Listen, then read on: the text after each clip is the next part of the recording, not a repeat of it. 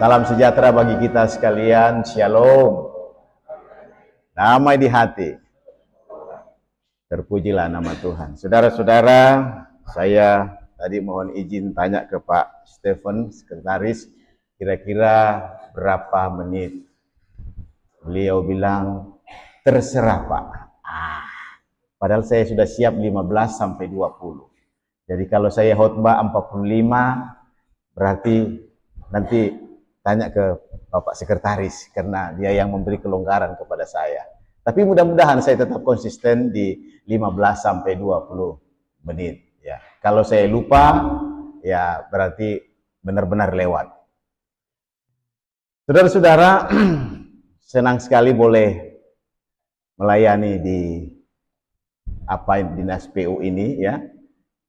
Senang sekali, saya sudah hampir 12 atau 13 tahun melayani di Manado khususnya, ya, Manado. Kalau di Sulawesi Utara ada beberapa tempat Manado. Tahun 2014 saya sering sekali berkunjung di sini karena di sekitar sini ada 3 atau 4 anggota jemaat saya. 2014 itu banjir, ya. Itu pasca itu. Ini termasuk ini tergenang. Nggak tahu lantai berapa, naik sampai lantai berapa ini? Sampai sini naik, ya. Nggak naik juga, ya. Puji Tuhan kalau begitu. Saya dalam hati begini, kapan ya saya khotbah di sini? Bagi berkat di sini kapan ya? Itu. Bayangkan dari 2014 itu, kapan? Waktu berlalu, saya ke sana kemari dipanggil, di DPR provinsi setiap kali dipanggil, di sini belum pernah. Di Unsrat dipanggil, di sini juga belum ada panggilan, ya kan? Di bank, di swasta-swasta, ya, dealer mobil apa dipanggil. Apa ini di sini nggak dipanggil? Rumah sakit dipanggil, di sini belum. Rupanya ada waktunya juga. Ini waktunya. Senang sekali.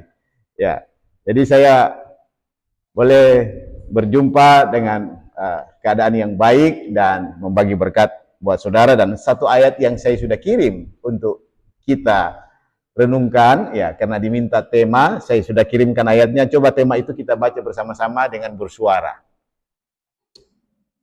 Kita baca dengan bersuara, ya. Setengah suara saja supaya kedengarannya satu suara. Ya. 1, 2. Perlu saya bilang lagi, Kolose pasal 3 ayat 23. Ya. 1, 2, 3.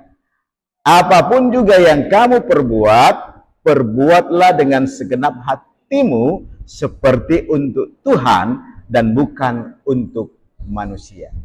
Apa yang terlintas dalam pikiran Bapak Ibu Saudara ketika membaca ayat ini?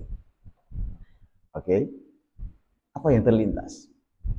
Apa sesuatu yang bisa kita tangkap atau memberikan otak kita berpikir? Apa? Ya, kalau di dalam ilmu belajar Alkitab, apa kira-kira hasil dari tafsiran saudara?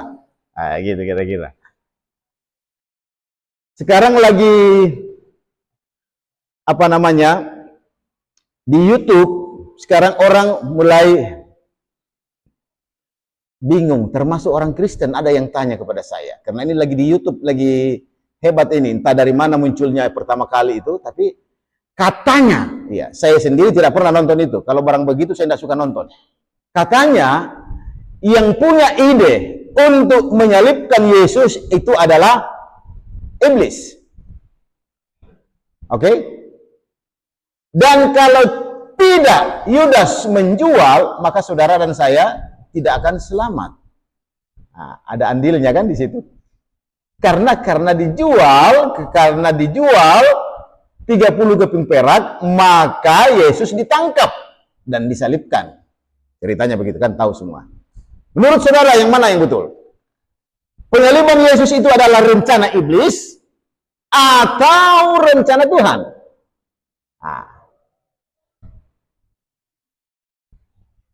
Rencana Tuhan. Kita mungkin bersepakat begitu, tapi kalau orang memberikan argumentasi dan argumentasinya masuk akal. Kalau tidak ada iblis yang mempengaruhi si Yudas, tidak tersalib kan? Gitu. Begini saudara-saudara, mari kita kaitkan. Semua orang boleh begitu. Saya juga sepakat bahwa itu ada andil dari Yudas, ada andil dari iblis dalam penyaliban Yesus. Oke, garis bawah itu pendeta sepakat. Tapi kalau kita kembali ya melihat ayat kita ini, maka kita bersama-sama menjadi tidak sepakat. Maksud saya begini. Waktu iblis mempengaruhi Yudas, apa motifnya? Kalau ada orang hukum di sini, apa mensreanya? Apa motifnya? Apa tujuannya? Waktu Yudas mencium Yesus, memang dia cium supaya Yesus disalibkan, supaya orang-orang di PUPR di sini selamat, supaya saya selamat. Apakah begitu tujuannya? Supaya orang-orang di Sulawesi Utara ini selamat, atau orang-orang di sekitar waktu itu di Palestina itu selamat? Ya, itu tujuan Yudas kira-kira? No. Tujuannya fulus. Betul tidak? 30 keping perak itu. Ya. Jadi dasarnya untuk mencium Yesus, dasarnya untuk mempengaruhi Yudas, iblis, adalah supaya Yesus mati binasa. Tidak ada unsur keselamatan. Apakah kita sepakat bahwa itu rencana? Masuk dalam penyaliban? Tidak, saudara-saudara. Sekarang kalau saudara kerja, hari ini kita kerja, masing-masing punya job. Sudah kerja. Apa tujuan saudara bekerja sekarang? Ayo. Kadang-kadang kita bekerja ini, ya, kalau di Manado kan ini apa itu kalimat yang apa biasanya itu makan tulang, apakah itu ya? Ya, minta maaf karena saya kan orang Toraja, ya kan, jadi tidak terlalu fasih. Tadi Pak sekretaris tanya, pendeta dari Ramba itu dari mana? Saya bilang Toraja. Nah, gitu. Kalau ada orang Toraja di sini pasti sering lihat saya khotbah di Toraja, di Rukun Toraja, ya. Nah, gitu. Karena mumpung gubernurnya orang Toraja, jadi saya juga sudah berapa kali khotbah di Dinas Toraja, Dinas Rumah Gubernur. Sebelumnya tidak pernah.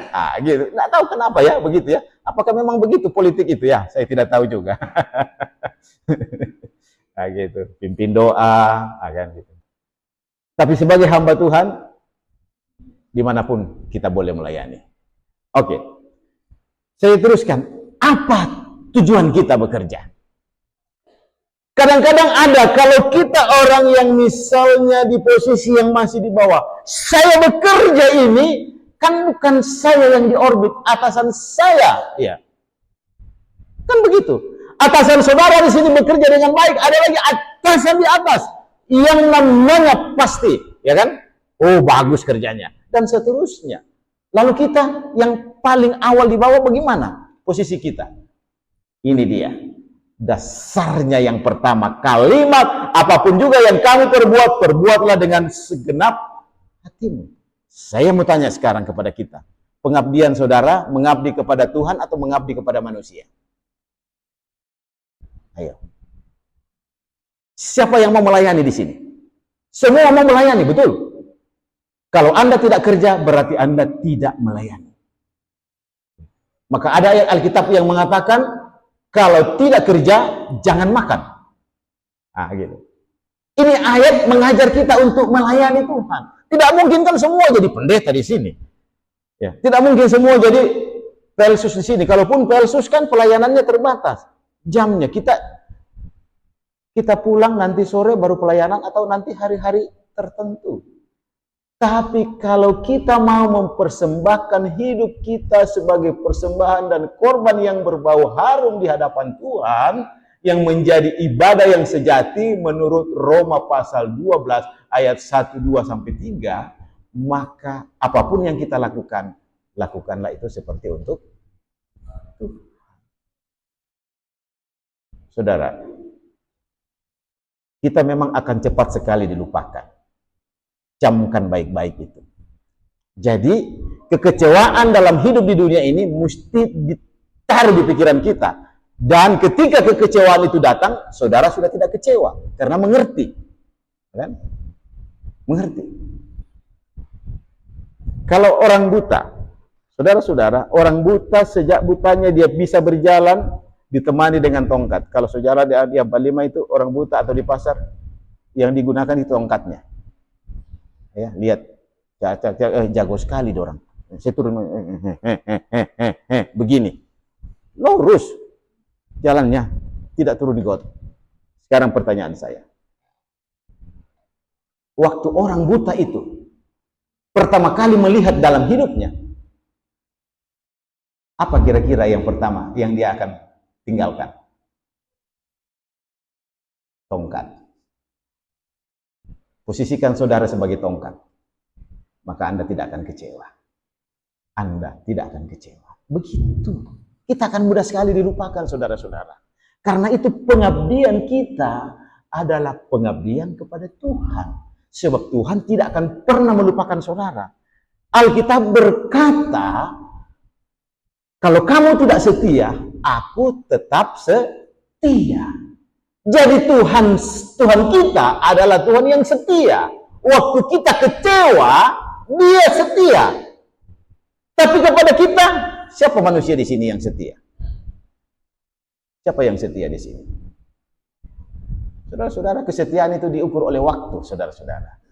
Mungkin hari ini kita bilang saya setia, tapi hari esok saya pernah bertanya kepada seseorang, Pak, menurut saudara keselamatan itu anugerah pemberian Allah dengan cuma-cuma atau harus kita kerjakan? Jawabannya, dia bilang begini, Pak, kita mesti setia. Itu bukan di Manado. Saya kebetulan di Jakarta itu dari bandara naik taksi. Saya tanya orang Sumatera. Dia bilang, oh mesti setia Pak. Wah, masa setia? Kita tidak bisa setia. Tapi kalau kita tidak setia, kita tidak akan selamat, Pak. Memang betul. Keselamatan itu dibutuhkan kesetiaan. Tetapi bukan Bapak yang setia. Yang setia adalah Tuhan. Amin kok? Amin. Alkitab berkata bahwa sebagai manusia ia taat dan setia sampai mati di atas kayu salib. Yang setia siapa? Yang setia Yesus. Bukan saudara yang setia. Kita ini tidak setia. Saya tidak tahu ya, siapa yang tidak pernah kecewa ya. Tapi kalau hari ini saudara kecewa, kemarin kecewa, maka kedepannya jangan kecewa. Sebab pengabdian kita adalah pengabdian kepada Tuhan. Yang mengangkat saudara adalah Tuhan. Ya, atasan itu hanya sebagai alat. Alkitab mengatakan waktu kita tidur, dia sudah menyediakan berkat. Dia sudah menyediakan berkat. Baca Mazmur 123. Dia menyediakan roti, ya, bagi orang yang tak mengasihinya waktu tidur. Jadi waktu kita bangun itu cuma menjalankan saja, rotinya sudah tersedia, berkatnya sudah tersedia. Jangan bilang kita mengabdi kepada manusia menjadi sesuatu hal yang membuat kita boleh berubah nasib. No, tidak. Tidak, saudara. Tuhan yang membuat itu. Nah, kalau Tuhan yang buat itu, kepada siapa saudara mengabdi? Ini konteksnya ini adalah konteks kalau kita baca dari atas, itu tentang harmonisasi hubungan. Saudara-saudara, ini harmonisasi hubungan. Karena dikatakan istri tunduk, suami tunduk, anak-anak jangan disakiti hatinya, hai tuan-tuan, jangan sakiti hati hambamu. Ya, itu. Nah, itu susah. Susah. Susah itu. Tidak mungkin. Itu melakukan, menciptakan harmonisasi dengan motivasi apa saja, itu susah. Orang menjadi tidak susah karena uang kerjanya. Ini dunia sekarang dikerjakan oleh uang. Orang bilang, ya kan, segala-galanya uang. Ya kan juga, ada yang setuju, ada juga yang tidak setuju. Uang. Bagaimana kalau tanpa uang? Bagaimana kita mengangkat motivasi kita untuk boleh melakukan ini? Saudara-saudara, ingat akhirat. Ingat dunia akhir. Itu persoalannya. Di dunia ini kita cuma berapa tahun. Di sini berapa tahun pensiun? Waktu saya khotbah kemarin di PLN, saya tanya berapa tahun di sini, Pak? 58, kami sudah pensiun. Kalau di sini berapa? Sama, 58. 58 pimpinan apa? Dilupakan kok, tetap. Kalau ketemu di jalan di pasar, halo, cuma begitu. Tidak ada lagi, ya. Selamat siang, Pak, tidak ada. Ingat baik-baik itu. Apapun jabatanmu, apa dilupakan, ya kan?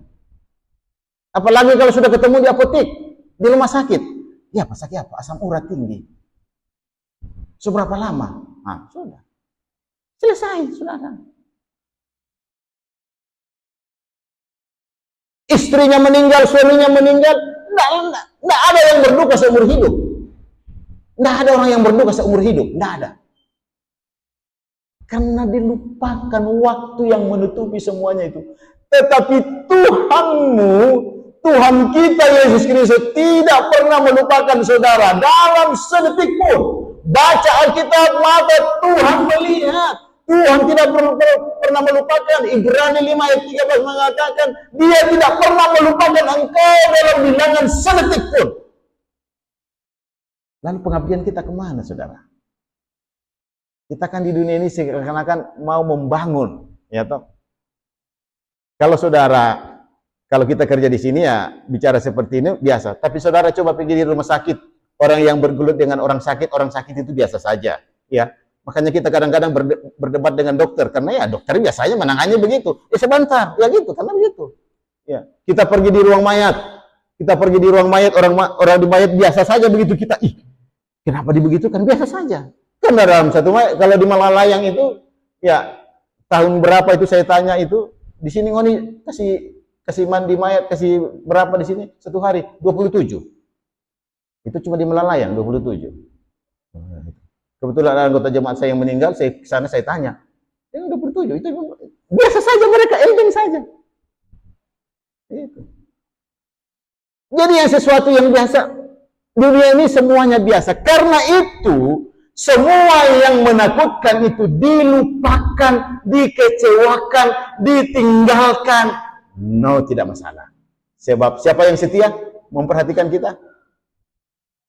Yesus Kristus. Apakah betul dia setia? Betul. Begini, saya bangun logika kita. Dia dari sorga, datang ke dunia. Jadi kita mau bandingkan surga dengan di mana ya, tidak bisa saya mau bisa bandingkan. Jadi surga itu adalah gambaran yang suci, mulia, ya. Tak dapat dihampiri oleh yang namanya duniawi, tidak bisa. Oke. Karena itu kita yang duniawi itu tidak bisa ke sana. Maka diambil keputusan yang surgawi itu turun. Ya kan? Maka sebentar lagi kita akan merayakan itu. Natal itu namanya. Ya kan? Datang itu. Siapa yang suruh datang? Dia yang sendiri datang. Karena mengingat manusia ada di dalam kebinasaan atau belenggu dosa. Upah dosa ialah maut. Coba, siapa yang pikirkan hidup saudara dan saya itu? Upah dosa maut, mati saudara-saudara. Ngeri ini. Tidak pernah kita bayangkan itu ya. Karena kita masih boleh makan ayam rica-rica, ikan bakar, dan lain-lain itu. Masih boleh kita bersenang-senang, boleh. Tapi kita tidak pernah membayangkan bahwa ada bom waktu. Kapan waktunya kita tidak tahu. Upah dosa ialah maut. Siapa yang peduli hidup saudara tentang itu? Siapa yang peduli? Tidak ada yang peduli. Orang tua kita tidak mampu. Saudara kita siapa, istri suami, orang terdekat, tidak ada yang mampu peduli. Hanya Yesus yang peduli. Karena itu Alkitab berkata dalam Yohanes pasal 3 ayat 16, karena begitu besar kasih Allah akan dunia ini, sehingga Ia mengaruniakan anaknya yang tunggal. Minta maaf saya sebut nama. Supaya Pak Stephen yang percaya tidak binasa, melainkan beroleh hidup yang kekal. Siapa yang peduli hidupnya? Tuhan yang peduli. Dia peduli hidup kita, saudara-saudara. Dia datang ke dunia. Dia melakukan apa yang manusia tidak bisa lakukan. Hukum Taurat tidak bisa dia lakukan. Maka Yesus mengatakan, akulah kegenapan hukum Taurat. Selesai. Dia mati di atas kayu salib. Apa artinya? Artinya melepaskan belenggu dosa yang ada pada manusia. Karena itu manusia, Alkitab mengatakan, lihat Yesus yang mengangkut dosa dunia. Yohanes 1 ayat 29. Adakah yang menanggung dosa kita? Tidak ada, hanya Yesus. Karena itu Alkitab mengatakan, akulah jalan kebenaran dan hidup. Ya, tak seorang pun sampai kepada Bapa kalau tidak melalui aku. Lalu kepada siapa saudara mau mengabdi sekarang? Kepada Tuhan.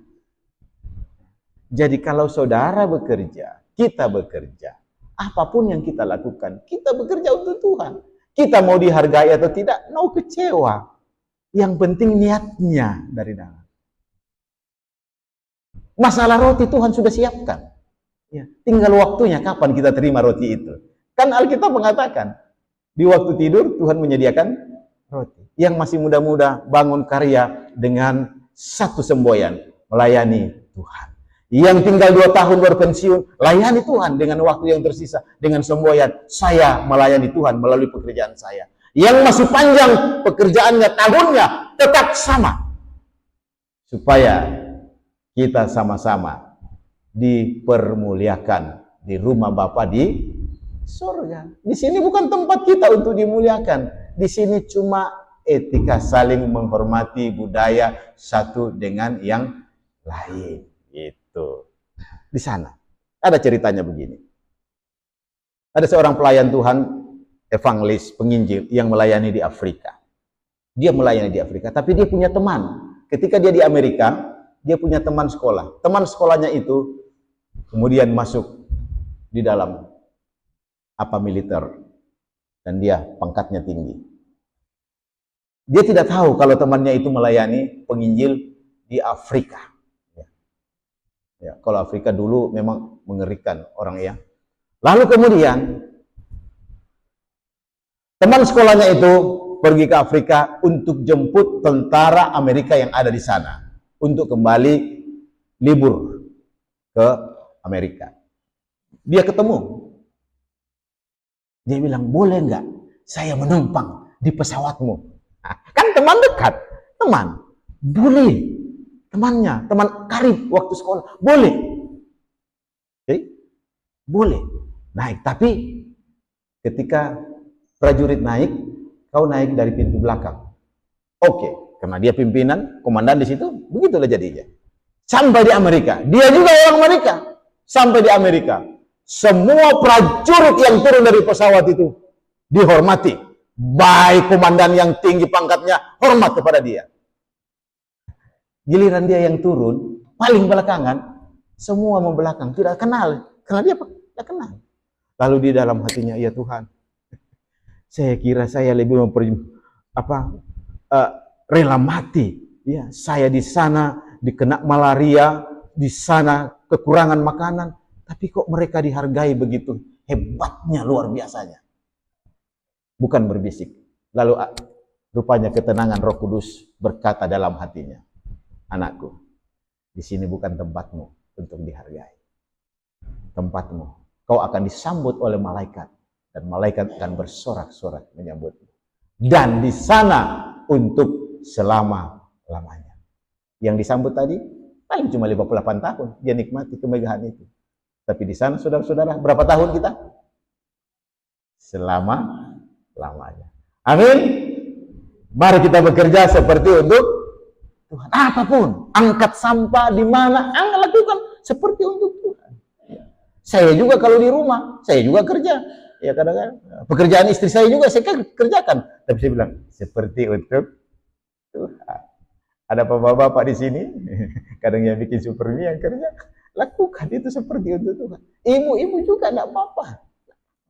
Kadang-kadang memang bukan job kita, tetapi kita dipaksa untuk melakukan itu, dan lakukanlah seperti untuk upahnya memang di sini, tidak di sini. Coba perhatikan ayat bawahnya. Coba ayat 24. Ya. Ayat 24. Kita kan baca ayat 23 kan. Ayat 24 begini. Kamu tahu bahwa dari Tuhanlah kamu akan menerima bagian yang ditentukan bagimu sebagai apa? Sebagai upah. Memang tidak langsung dibayar di sini.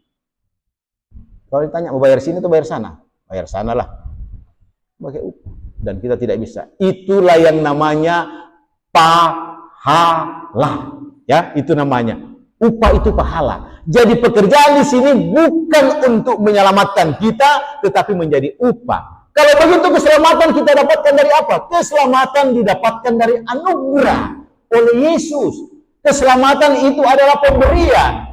Karena kasih karunia kamu diselamatkan oleh iman. Itu bukan hasil usahamu, itu bukan hasil pekerjaanmu, tetapi pemberian Allah. Jadi kalau saudara bekerja mengabdi, bukan itu keselamatanmu, itu upahmu nanti. Amin. Saudara-saudara, inilah bagian kita. Keselamatan itu dikerjakan, tetapi bukan saudara dan saya mengerjakannya. Yang mengerjakan Yesus. Dia mati di atas kayu salib. Dan di atas kayu salib dia rentangkan tangannya begini. Apa yang dia katakan? Pasti semua tahu.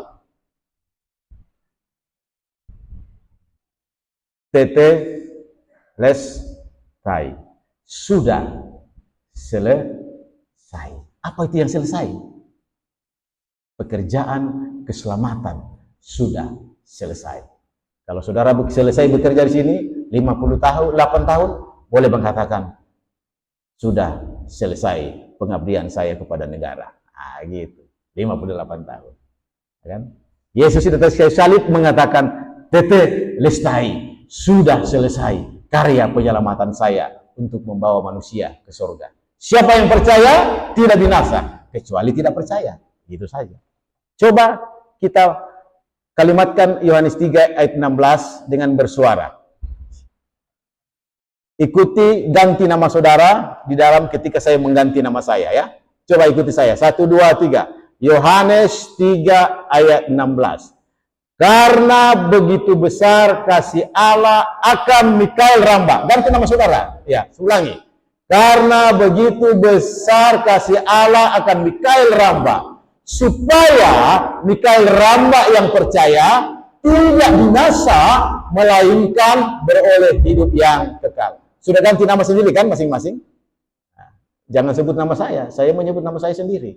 Karena itu privasi sekali itu keselamatan itu. Tidak ada keselamatan kita diselamatkan bareng-bareng, hanya percaya. Karena siapa yang percaya itu diselamatkan. Kalau tidak percaya, ayat 18-nya Yohanes 3 ayat 18, siapa tidak percaya akan dihukum. Percaya semua? Amin. Kalau sudah percaya semua, saya mau tutup ini. Saya tahu berapa menit ya. Amin. Pasti ke surga semua. Amin. Kita pasti ke surga. Tetapi Tuhan menuntut kita bekerja seperti untuk Tuhan ketika kita masih hidup di dunia ini. Jangan diputar. Pendeta kan sudah selamat. Tidak masuk kerja, tidak apa-apa. Kan sudah selamat, pasti masuk surga. No, Tuhan tidak bilang begitu. Tidak ada upah nanti kalau tidak kerja. Tuhan Yesus memberkati. Amin.